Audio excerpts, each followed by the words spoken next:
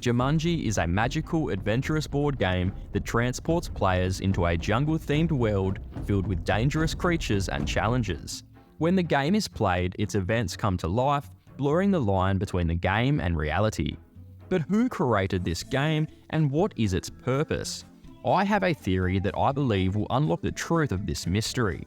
First of all, let's examine the game itself. It's a trial by fire. It challenges its players to face their deepest fears. But why? Well, I believe Jumanji was created by an ancient tribe. A tribe that believed in the power of transformation through trials. The game could have been a rite of passage for the tribe's future leaders, designed to help them become fearless and wise. By facing the game's challenges, players could learn invaluable lessons without aging, as they could revert to their original age upon completion, even years after starting the game. The game's design ensures that its lessons are never ending. The challenges are not just physical, but psychological, pushing players to confront their fears, insecurities, and limitations. This ancient creation could be a sophisticated tool for growth, meant to cultivate resilience, courage, and wisdom in those who dare to play. Let's take a look at Alan Parrish, for example. He was a scared young boy, running from his fears, bullies, the expectations of his father, and the uncertainty of his future. But after being trapped in the game for 26 years, he emerges not as a terrified child, but as a courageous and resourceful young man. The game forced him to confront his fears head-on, transforming him from the inside out. Next, let's discuss Van Pelt, the relentless hunter. He bears an uncanny resemblance to Alan's father. But why? Could Van Pelt be a manifestation of Alan's deepest fear, the fear of disappointing his father and failing to live up to the expectations? I believe the game takes the shape of one's fears in order to help one overcome them.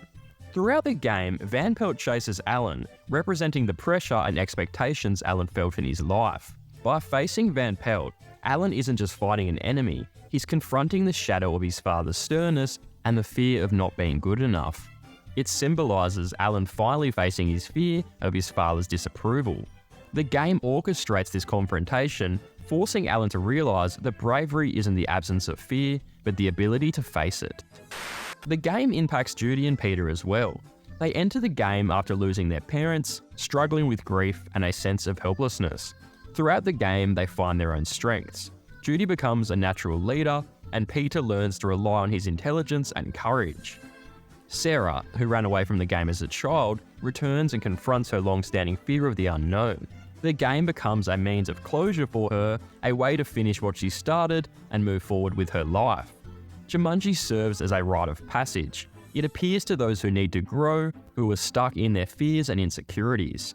The game's challenges are tailored to the players, pushing them to their limits and forcing them to confront their darkest fears.